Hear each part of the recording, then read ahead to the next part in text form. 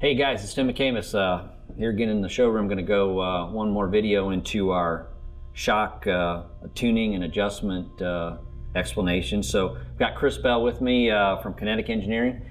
So when we buy a new set of shocks, they always come with a dyno sheet. Yep. Everybody that we sell them to always loses a dyno sheet. They Loses never can. it, throws it away, stays in the box, gets burned. Yep, they just don't even know that it even is anything pertaining to the shock. So I'm going to touch on this a little bit because the thing is, just like we talked about in the very first video, there used to be just a few models of shocks and they were all valved the same, and so you could call up, you didn't need a dyno sheet, you could say just put it here and here, if it does this, add a click, add a sweep, and you're fine, okay? Super easy. Now, with the advancement in technology, there are model upon model, there's different adjustments, there's different ideas on how they should be adjusted. There's lots of things that go on. So a customer will call up and they'll ask us a question and we'll say, okay, what shocks do you have? And he'll say, oh, I got some Penske's. Well, that doesn't mean anything. There's a million different options on them. So it's important to know what the setup is in that shock, because basically just a Penske shock is just an empty canister. The guts inside, that's the piston and all the valving in it is what makes the shock work. So you get this dyno sheet that nobody that we sell shocks to knows how to read or understands what the use of it is. So our goal here is to get you to look at this and know what to change and what happens when I do change that. So if you want to take over and explain what we got. Okay, like you explained a minute ago, we send dyno sheet out with every set of shocks or every shock, every service, every new. Nobody uses it. And the reason they don't use it is nobody understands how to read it. Right. And to be 100% honest, when I first started dealing with shocks and dealt with the Pro Stock car at the time and dealt with another shock manufacturer before I started doing this, I didn't know how to read them. I learned how to read them whenever I bought a dyno, and we got that first dyno together and started doing stuff, and it's like, hey, wow, that's what that squiggly line is. Mm-hmm. So you don't want people to feel, like they're ashamed to ask or whatever because of that, and so that's what we want to explain. Basically what this is the compression side of the shock, this is the extension side of the shock. On this dyno sheet, we left the compression alone. We didn't adjust the compression. We only adjusted the extension, and that's to show the different clicks and what it does. The numbers here are the force that it has, so the pounds that it takes to move it, and this is the velocities that the shock moves at. So the speed. So this would be the speed, and this would be the amount of force. This would be the force. Mm-hmm. So basically, at the stiffest setting, which is -6 on extension, so that's 6 from tight. It's this bottom line. It's the highest force number. If you go over here and we look a lot of times at 10 inches per second whenever we work with a car. We look at the 10 inch per second number. So there's a little grid on there, and it's probably hard to see in this video, but you can kind of draw an imaginary line up here at 10 inches per second, and then you can look at where that intersects, and you can come over and say, oh, that's 914 pounds, whatever it is. Then when we make a change, we see that moves. So on this, what's printed off is it went from 6 to 12, -12. So that's actually 6 clicks. And if you look at that on the sheet, that's probably about 25, 30 pounds. Mm-hmm. And we can look at the totals over here. We'll have the numbers here to show what it is, but that number is at this peak. It's at the end. Mm-hmm. So then we made another adjustment. We went 18. We went 6 more clicks. That's the next line. We went 24, -24. That's the next line. We went -30. That's the next line. -36. So then this is as soft as we run it. A lot of times, depending on how into the shocks the customer is, we'll provide a lot of this data and we'll give them a target. Uh-huh. And so this is a target, -24. So it said, hey, you're going to throw it on the car at -24, but this is going to show you what those other adjustments. If it's too stiff, holds the back of the car down too much, doesn't let the car up, you soften it up. If it comes up, it compresses initially whenever you let off the button or let out of the clutch, and then it jumps right back up, wants to come right back up to ride height, you tighten that up. And you create a stiffer number to hold the car down. Right. To hold the car down.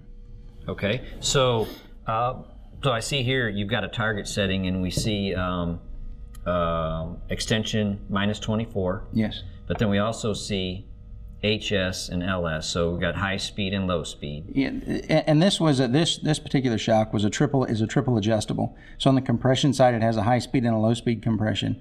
We can get into that on when we do more of the tuning and show the different styles. So it has a single extension adjustment, which is on this. It was this hex. Yep. We had that at -6. And then these were fixed. So we never changed those throughout this. If we change those numbers on the dyno sheet, we'll just have that same, it would say HS -10, LS -10, and we would change that. And you can see here too, that what's called the 0 point, which is the starting point, moves as we shut this bleed off, like we explained in the previous video. So it moves this 0 point, and so it moves the whole curve. It also, you can see that it affects the low speed more than it does the high speed. These are a little bit tighter, a little bit closer, and it spreads out. Okay, so a lot of the shock work or the shock benefit on the car is in the very first part of the run on the starting line. That's where you get the most movement, and then the car gets stabilized, and then the shock doesn't move a lot the rest of the run, other than from the force of the wing pushing the back of the car down. Or something right, like that. right. So on the starting line, is this 10 inches initial? Is that very common for the velocity speed at 10 inches a second? This, for the way the car goes down the track, if you would look at this is backwards. So this would be the starting line, this would be down track. So these are the movements. So if you needed more at the starting line and you wanted to make a, you wanted to make 50-pound change, you would look down here at the 10 to 15 inches a second. On an initial hit, we'll see like with a clutch car up to 28, 29 inches per second. But it's so fast and so small. If you make a change in this 10 to 15, it will control that. Right. And that's a velocity channel that's on the race pack or on the Motec or whatever. It's an add-on, but we use that to see. So basically, the higher velocity numbers on the initial hit, the initial control. As the car stops moving, it's going down the track, the wings just pushing on it a little bit, then that's a really low speed move. So what aero downforce typically happens around 2 to 3 inches per second. Sure. So that's these numbers here. Yep. And again, like we said, you can see that this gap is closer than this gap. So we're making different, if we want to make a change down track, that's a little bit finer of a move than what it is. It's a little bit more coarse for initial early in the run. Right. Okay. So this is good information. So some of the teams have multiple sets of shocks, and it's important to keep these dyno sheets matched with the set of shocks that you have on the car. And it's a lot less confusing if you do that, and so that you can reference them back. So if you don't have to be a shock tuning guru to run these things, but if you ask for some help, you need to know what you have to start with. That's the biggest problem is, okay, let's find out what you have first before we can say, well, let's do this and this. Right. So it's important you don't have to really know every detail of this dyno sheet, but you should understand it. You should definitely keep track of it, and you should, even if you have to make some notes down here to keep it paired up with the shocks that are on the car, or some notes that when you ran that shock, let's say you take them off and you put another set on, you might want to make a note on here for it so that you put them back on later. You can compare that to what you ran before. So this is a brief summary of that. I mean, you can diagnose this until you run out of time. Yeah. There's a lot of information here, but you don't need to know all of it. But it is important to especially keep track of this, so that if you are around somebody that has some shock experience, they're going to want to see this, just to see what kind of a tune-up is in the shock itself. Because when you look at it, you can't tell. I mean, there's no way to know what an adjustment's going to be if you really don't know what the setup is in the shock, because there's a lot of people out there that are doing internal shock modifications, and everybody has their own idea. So one person may be totally different than another person. Yeah, and we build for all of the different types of drag racing that we do, and that comes from a 1,000-pound, 1,200-pound comp car up to 4,500-pound radial cars or street race type cars.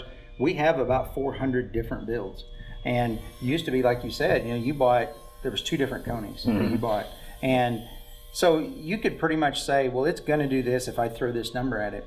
We tailor it more for the application. The cars have gotten so much better. the transmissions have got so much better, gear selection, power management has gotten so much better, and now we can tailor it for the specific type of car it is, and we do that, and that's why we give you a target number. It's not saying it wouldn't work on another style, but you will get the most out of it. And then when we ship them out, they're set at that number. You just throw them in the car. Not that bad. But back to what you touched on.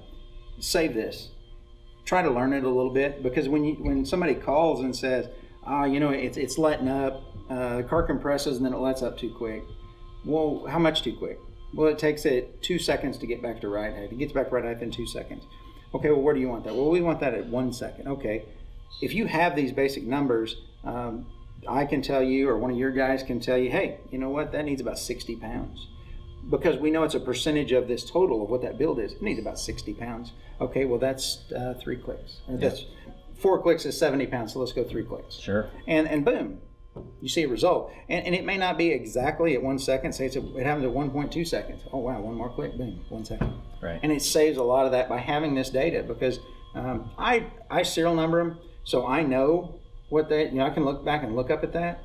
But if I'm not sitting in my shop in front of my dyno, I don't have that data in front of me. Right. And your guys typically would not have that data without the customer providing it.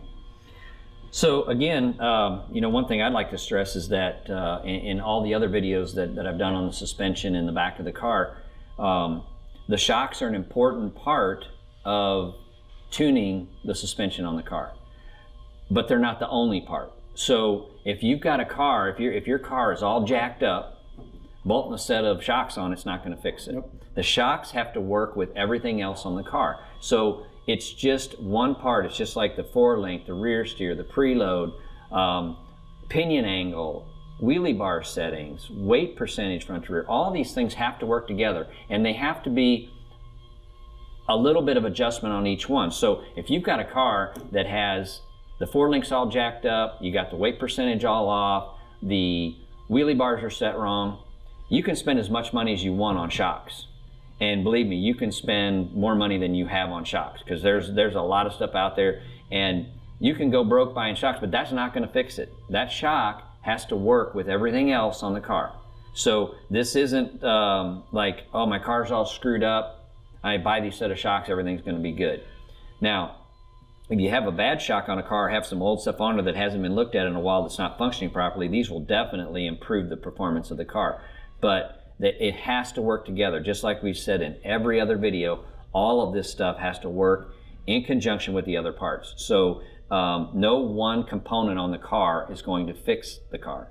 So there's a lot of mystery out there on these shocks, especially in the last couple of years, because there's so many more options. And there's several people that have got into building custom stuff, and there's been kind of this purpose to shield the customer from this information so that they can say, okay, well, I'm the only one that can tune that. Well, what we're trying to do here is give you the basics so that you can tune this stuff yourself, because that in the end, that's what you want to be able to do. You want to be able to tune your own race car, understand the dyno sheet, make a change and see it affect the car.